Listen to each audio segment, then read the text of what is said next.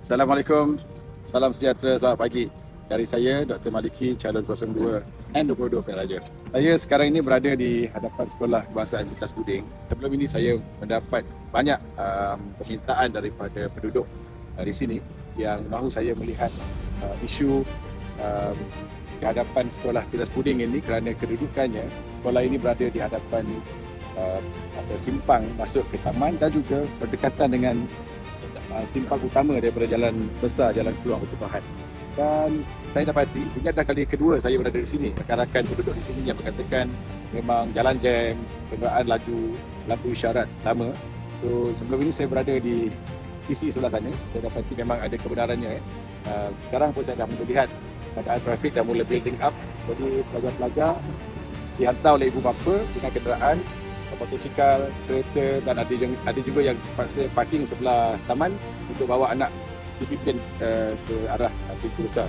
Dan saya tak nampak adanya contohnya zebra crossing, kemudian selalunya jalan yang seperti ini laju, dia mesti ada garisan-garisan kuning, mungkin merah ya, untuk memperlahankan kenderaan. Kita lihat saja sekarang ni, akak ni terpaksa parking kereta, ditinggalkan kereta hidup di sini, dia terpaksa pimpin anak dia. Bayangkan keadaan ini, terpaksa pimpin anak dan suasana yang bergantung pada nasib. Bayangkan, ini adalah sesuatu yang sangat membahayakan ya. Saya harap tidak berlaku apa-apa kecelakaan. Ini baru satu sekolah lah, saya ada pergi ke sekolah Seri Pandan. Di sana pun jalannya sangat laju di Parikarta tu. Dan saya akan meninjau tempat lain juga. Apa mesej yang ingin saya sampaikan ialah sebagai seorang ahli Dewan Undangan Negeri, perkara-perkara seperti ini perlu diambil perhatian dan saya percaya pihak-pihak yang bertanggungjawab seperti Majlis Kebandaran, PIBG, pihak sekolah itu sendiri dan juga penduduk taman di sini perlu berkomunikasi lah. Namun daripada pandangan mata kasar saya, setelah 2 kali saya membuat tinjauan, ada beberapa perkara yang boleh diperbaiki. Sebagai contoh, di hadapan sekolah sana, tempat menunggu bas ni dah berkopak, dah dia punya tiles dah rosak. Maknanya kalau pelajar nak tunggu ibu bapa, dia tak boleh duduk elok-elok sebab dah rosak kan. Kemudian ada semak samun di hadapan sekolah, lalang yang tinggi, kemudian ada sampah sarap, botol-botol yang lama. Saya yakin perkara ini bukanlah ekosistem yang sesuai untuk sebuah sekolah. Bukan saya datang nak komplain, tapi saya yakin kalau saya sebagai seorang ahli Dewan Undangan Negeri, perkara-perkara ini saya akan ambil sebagai satu perkara penting yang perlu diambil perhatian. Contohnya lagi, road table antara jalan dengan laluan tepi tak level, tak sama level. Ini cukup berbahaya.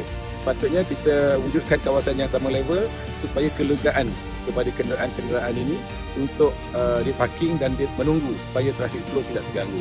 Satu lagi permasalahan yang saya nampak ialah kedudukan tiang elektrik di hadapan sekolah yang tidak teratur. Ada yang berada di tengah, ada yang berada di kiri, ada yang berada di hadapan sikit. Jadi ia mengganggu ruang yang selamat dan selesa untuk kenderaan, untuk parking dan membuat pusingan.